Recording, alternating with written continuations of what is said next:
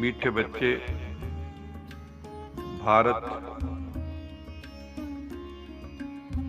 सुखदाता शिव पिता की जन्मभूमि है। यहाँ पर परमात्मा का दिव्य जन्म होता है। इसी की याद में भारत में महाशिवरात्रि का त्योहार बड़ी धूमधाम से मनाया जाता है। शिव पिता ही आकर सभी बच्चों को दुख से लिबरेट करते हैं, क्योंकि कलयुग के अंत में सभी आत्माएं विकारों के कारण दुखों में डूबी होती हैं, दुखों के पहाड़ टूट रहे होते हैं। उन दुखों से मुक्ति दिलाकर सुख देने वाला कौन है? वो एक परम पिता परमात्मा है। इसलिए सभी मनुष्य मात्र उनको याद करते हैं, सब धर्म वाले उनको याद करते हैं। दुख के समय सभी याद करते हैं कि हे प्रभु, आकर हमें दुखों से लिबरेट करके हमें सुख प्रदान करो। बाप समझाते हैं कि बच्चे, हर एक आत्मा का पार्ट अलग अलग है, और इस समय मनुष्य कलयुग के अंत में काम क्रोध आदि विकारों के कारण बेसमझ बन जाते हैं, अपवित्र बन जाते हैं। ये जानते ही नहीं कि दुख हरता सुख करता। पतित पावन कौन है? अनेक जगह पावन बनने के लिए धक्के खाते रहते हैं। ज्ञान का सागर एक ही परमपिता परमात्मा है, और ज्ञान के सिवा पवित्र करने वाली कोई वस्तु नहीं है। इसलिए श्रीमद् भगवत गीता में आया है, ना ही ज्ञानेन सदृशम पवित्रम ही विद्यते। ज्ञान के सदृश पवित्र करने वाली दुनिया में और कोई वस्तु नहीं है। और वो ज्ञान कहाँ से आएगा? वो ज्ञान आएगा ज्ञान के सागर परमपिता परमात्मा सत्यम शिवम सुंदरम से। वही सतगुरु है, वही सदगति दाता है। इसलिए उनको पुकारते भी रहते हैं। जब बहुत दुर्गति हो जाती है, दुखों के पहाड़ टूटते हैं, तो सभी बुलाते हैं कि हे परमात्मा, हमें दुर्गति से सदगति में ले जाओ, पतित से पावन बनाओ। जैसे कोई सिंपल चीज अगर स्वच्छ होती है तो अपनी तरफ आकर्षित जरूर करती है। ऐसे ही जो हमारे मन के अंदर संकल्प उठते हैं, मनसा के संकल्पों में, हमारे संबंधों में, व्यवहार में, रहन सहन में जो सिंपल और स्वच्छ रहते हैं, वो सैंपल बन के सर्व को अपनी तरफ आकर्षित करते हैं। उनकी पर्सनैलिटी सिंपल इनोसेंट जो होते हैं, वो सबको आकर्षित करते हैं। जैसे छोटा बच्चा भी सबको आकर्षित करता है। सिंपल साधारण ही हाई थिंकिंग के कारण महान हो जाते हैं। जो साधारण अर्थात सिंपल नहीं होते, जो कॉम्प्लेक्स होते हैं, वो प्रॉब्लम रूप बन जाते हैं। बाप समझाते हैं, बच्चे, ये शास्त्र सभी भक्ति मार्ग के, जिसमें अनेक प्रकार के कर्म कांडों का वर्णन है। ज्ञान देने वाला तो एक परमेश्वर है। ज्ञान सागर ही आके सच्चा ज्ञान सुनाते हैं। दुनिया में तो अनेक मत हैं। कोई कहते हैं नेचर इज गॉड, कोई कहते ईश्वर का कोई नाम रूप नहीं, कोई कहते सभी नाम रूप उसी के हैं, कोई कहते हैं आत्मा ही परमात्मा है, कोई कहते हैं आत्मा और परमात्मा तो भिन्न भिन्न है, कोई कहते हैं प्रकृति और पुरुष भिन्न है, कोई कहते हैं नो, सभी अद्वैत है, प्रकृति और पुरुष भी भिन्न नहीं। कई लोग स्वयं को ही ईश्वर समझते और गाते रहते हैं, शिवोहम अहम ब्रह्मास्मि, मैं ही शिव हूं, मैं ही ब्रह्म हूं। तो फिर साधना किस चीज की? कोई तो यहां तक कहते आत्मा निर्लेप, कोई कहते आत्मा ही पतित और पावन बनती है, पाप आत्मा, पुण्य आत्मा, देव आत्मा।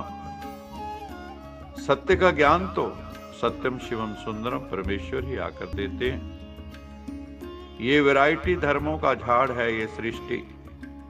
सभी धर्मों की मान्यताएं, सभी धर्मों के रीति रिवाज, रस्में अलग अलग, और सभी धर्म अपने को श्रेष्ठ समझते। लेकिन सबसे श्रेष्ठ धर्म कौन सा? सबसे श्रेष्ठ धर्म है जो स्वयं परमपिता परमात्मा द्वारा संस्थापन किया गया है। वो है आदि सनातन देवी देवता धर्म, जो परमपिता परमात्मा शिव आके संगम युग पर स्थापन करते हैं। बाप ही आकर मुक्ति जीवन मुक्ति में ले जाते हैं। हिसाब किताब चुकतू करके सबको जाना है। सबके ऊपर पापों की गठरी है, सिर पर जन्म जन्मांतर के पाप। ले लो दुआएं माँ बाप की, सिर से उतरेगी गठरी पाप की। वो परमपिता परमात्मा, वो माँ बाप, वो मात पिता, तुम मात पिता हम बारक तेरे, तुम्हारी कृपा में सुख गहरे। वो आया हुआ है किस लिए? हमें सतो प्रधान बनाने के। अभी तो सभी तमो प्रधान है। वो एक शिव पिता ही हमें आके तमो प्रधान से सतो प्रधान बनने की युक्ति बताते हैं, हमें ज्ञान और योग की शिक्षा देते हैं। एक शिव बाबा ही भक्ति मार्ग में भी सभी की मनोकामना पूर्ण करते हैं, और यहाँ तक कि साधु संतों का उद्धार भी परमात्मा करते हैं। जो साधना कर रहे हैं, जो तपस्या कर रहे हैं, प्रीत्राणाय साधुनाम विनाशाय च दुष्कृताम, तो साधुओं का उद्धार करने के लिए भी परमेश्वर को आना पड़ता है। तो साधु लोग फिर अपने को शिव व भगवान कैसे कहला सकते? भगवान हमको पढ़ाकर सतयुगी स्वर्गिक विश्व का मालिक बनाते हैं। तो हम बच्चों को हमेशा खुशी में रहना चाहिए। विषय वासनाओं में जो डूबे हैं वो सब हैं रावण के मुरीद, दुर्योधन दुशासन के मुरीद। ज्ञान योग के द्वारा जो स्वयं को पावन बना रहे वो है राम के मुरीद। अभी तुम बच्चे राजयोग का अभ्यास कर रहे हो, तुम हो राम अथवा शिव बाबा के मुरीद। शिव बाबा हमारा कल्याण करते हैं, हमको फिर औरों का कल्याण करना है। जितना बहुतों का कल्याण करेंगे उतना हमें उच्च पद पाएंगे, एलिवेटेड स्थिति होगी हमारी। ये रूहानी सेवा हम रूहों से परमात्मा कराते हैं। रूहों को ही समझाना होता है, परमात्मा भी आकर रूहों को ही समझाते हैं। वो है सुप्रीम रूह। हमें ये भी याद रखना है कि देह अभिमान के कारण ही सारे विकार आते हैं, जिससे दुख मिलता है। और देही अभिमानी बनने से, सोल कॉन्शियस बनने से हमें सुखों की प्राप्ति होती है। इसलिए बॉडी कॉन्शियस को त्याग कर हमें सोल कॉन्शियस बनना है। आज का स्लोगन है, दिल से कहो मेरा बाबा, मेरा प्रभु, मेरा ईश्वर, मेरा अल्लाह, जो इस समय मेरा बाबा बना हुआ है। दिल से कहो मेरा बाबा, तो माया की बेहोशी से बंद आंखें खुल जाएंगी।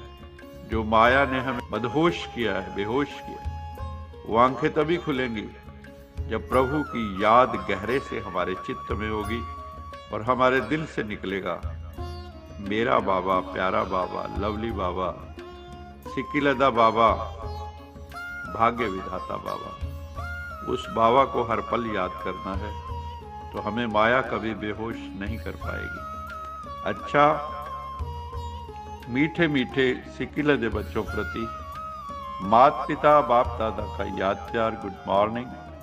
रूहानी बाप की रूहानी बच्चों को नमस्ते।